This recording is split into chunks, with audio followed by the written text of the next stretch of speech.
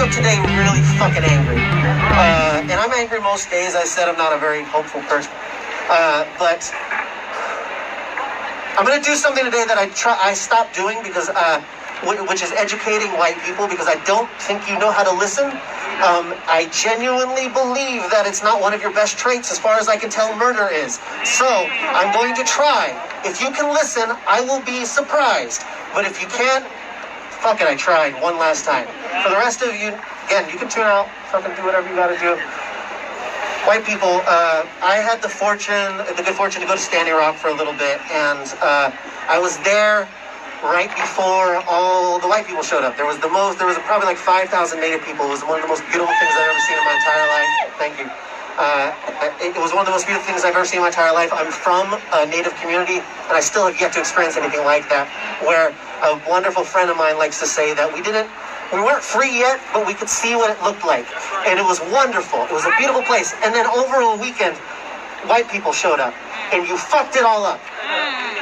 You fucked it all up so fucking fast. It was unbelievable how quickly you decided that you needed to help. And you know what you fucking did? You colonized the goddamn movement. You fucking took charge. You decided that you would help with the groceries. You decided that you would help with the protests. You decided that you needed to be in the fucking front. And you know what you did? You sucked the life out of us. Because you don't know, even in trying to help, you don't know how to do anything but consume. And I hardly can blame you, because I don't know when your soul died, but it was a long time ago. You have been killing people for so long that you don't know how to care. And I need you to understand that there's not much. You can educate yourself all you want about whiteness. You can read that fucking book by Robin DiAngelo, a white woman who said white fragility, which I don't know about you, but white fragility fucking hurts. It fucking kills. It kills us. So it's a very convenient thing to make money off of. You can educate yourself all you want. You don't need to know that much. You need to know that whiteness is not innocuous.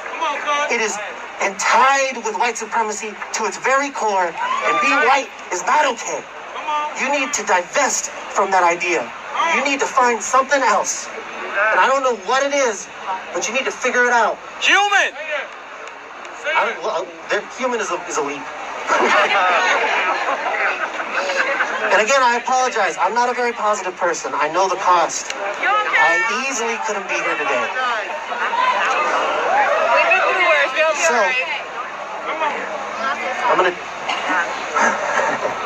I don't know if I need to tell you white people anything else. Honestly, that should do it. Work on your shit. Most of you, honestly, you want something you can do. Cap your salaries at like $45,000 and give the rest to fucking okay? Give it to black and Native people. Just do that. And I don't believe you're going to.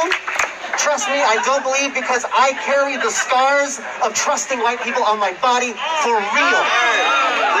There is nothing more dangerous.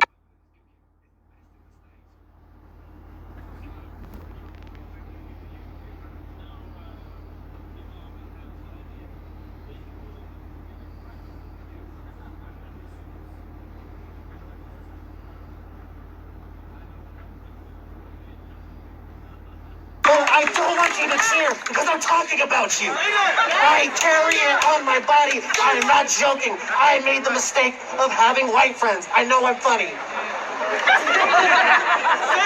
I made the mistake, and I carry literally on my body the scars of the cost. Because there's like, what, 1%?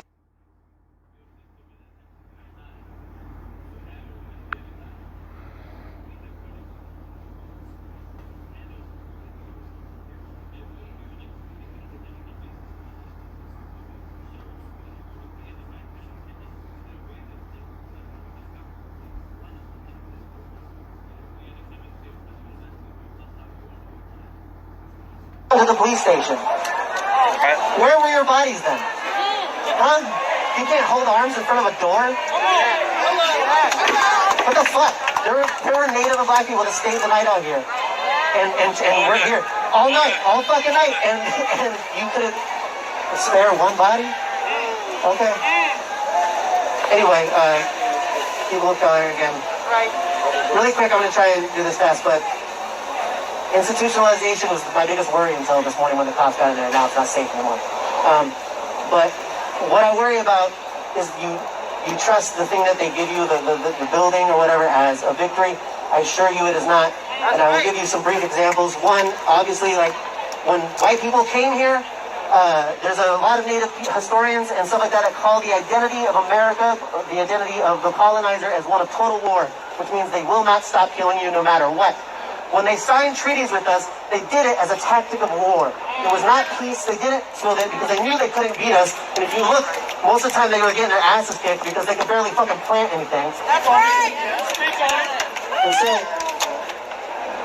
they would sign treaties with us, and then they would surround us, and then they would send in their farmers to kill us because they wanted the land, and they would send in their military and say, oh, that was an accident. And they would kill us, and they would kill us, and they would kill us, and they would kill us until there was none of us left, or we got moved. Okay? And then slavery happens, of course, and after slavery is done, which is, by the way, only ended because black people would not stay in chains. They revolted until it was inconvenient. Don't trust that Abraham Lincoln was shit. Those fuckers, they put in the 13th, right? The 13th Amendment. It made it illegal into having incarcerated people as slaves. And what they're doing right now, they never stop slavery, right? Continue. The genocide is continued. Another thing, when Native people, I have so many examples, but I'm just going to cut it short. This is the one that will never, I believe, the best example for me about whether or not you can trust the state. Which is just, I'm just going to leave that up to you. You can tell me.